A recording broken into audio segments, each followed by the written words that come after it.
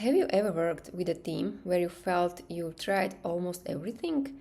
Talked about communication, changed meetings, facilitated retrospectives, agreed actions. Maybe you have worked on psychological safety, and still, a few weeks later, you are back in the same place. Here is something I sometimes find useful. Stop working with a team for a moment and look somewhere else. We naturally work where we see the problem. Meetings are bad, we improve meetings. People don't collaborate, we work on collaboration. Ownership is low, we coach the team. But the place where a problem shows up isn't necessarily the place where it is created. And that's where systems thinking becomes very practical. So imagine we stop observing the team itself. Instead, we look at what continuously enters the team. How often do priorities change? Where do decisions come from?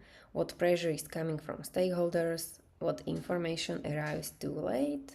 What does the team depend on but cannot influence? Sometimes the behavior inside the team starts making much more sense when we look outside it. There is another possibility. Sometimes a team isn't creating dysfunction. It is absorbing dysfunction from somewhere else. Imagine priorities coming from three different stakeholders. Nobody about the team resolves the conflict. So where does the conflict finally appear? Inside the team, people argue about priorities. Planning becomes frustrating, someone else looks resistant, someone else looks disengaged.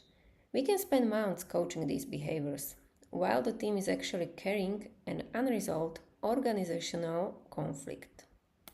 This is where people working with teams can get stuck. We have tools we know, so we use them. Another retrospective, conversation, workshop, or another coaching question.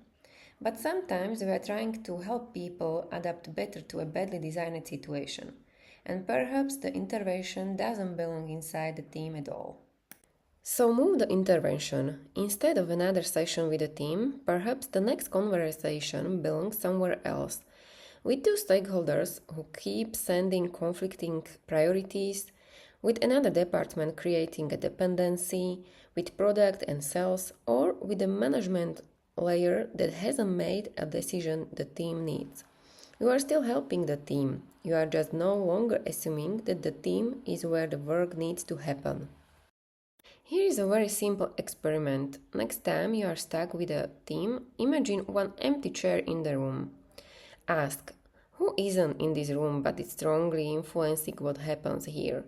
Maybe it's a customer, senior leader, another department, former manager, or KPI, even a decision made 2 years ago. This question can suddenly make invisible influences visible. And there's another question I like. When a behavior keeps returning, ask what function it may have. What is it protecting? Maybe endless discussion protects the team from making a risky decision.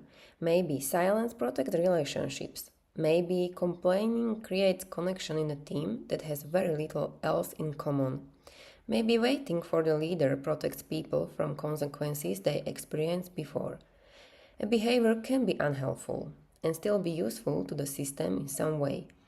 If we remove it without understanding its function, the system may simply create it again. So when your work with a team keeps going in circles, don't immediately search for a better technique.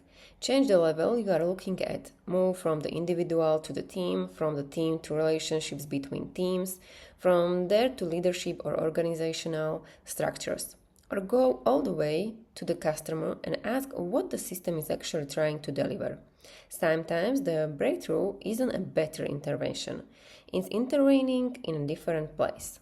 So next time you feel stuck with a team, don't immediately work harder with the team. Pause and look at the bigger picture. Where does the problem show up? Where is it actually created? Who isn't in the room but is influencing what happens? And what may this behavior be protecting? Maybe the team doesn't need your help, but maybe helping the team means working somewhere else in the system.